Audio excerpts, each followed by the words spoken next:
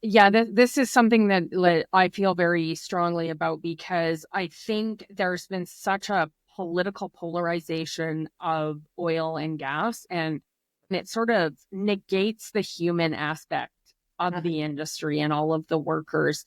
But but you always kind of hear there's roughly about 500,000 direct and indirect jobs related to the oil and gas industry. So when there's a nosedive in prices, there are a lot of people that are affected.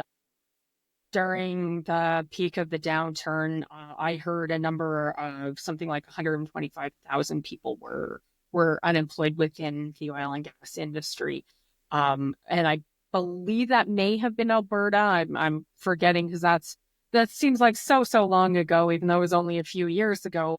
But it just kind of shows you the impact of price drops. And part of the other thing that I think is really important for people to know is that because we export so much to the US, like the majority of our exports of oil and gas go down to the US. Like we have one buyer for most of it. And that means that they have a lot of control over prices.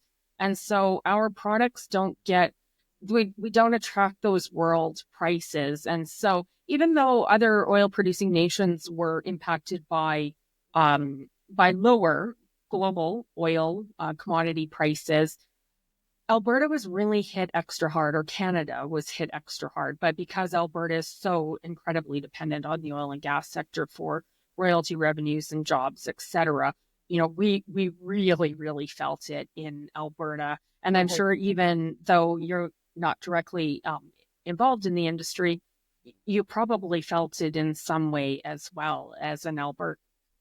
Yeah, well, actually, my earlier career was very much in this area in terms of landowner work. So I was Yeah. representing landowners when there was proposed development on their land. So it was my industry, really, but in a different way. And I got challenged a lot by people in Alberta saying that, I represent landowners and I'm a tree hugger. And really, it was just about responsible development and property rights. These are farmers and some of them even working in the industry were people that we represented.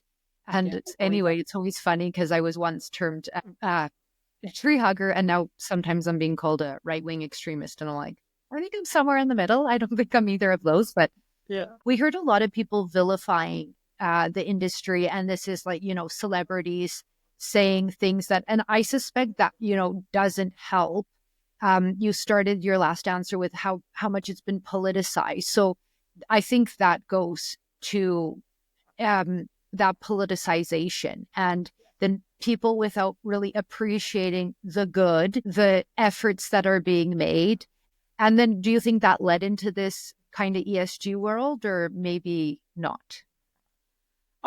Well, the ESG world, if we'll call it that, has been in the works for quite some time. But I think you're right. Probably, the globalization of communication, the easy access to hear what a variety of people have to say through social media, texts, etc., that travel around the world in a second, has meant that certain people maybe have a disproportionate influence on the conversation. And frustratingly, it is people like, Jane Fonda or Leonardo DiCaprio who consume vast amounts of oil and gas and yet vilify it at all turns. And I think the challenge that I have, and I think it's incumbent upon all of us within the industry to do a better job of educating, is that we have to educate people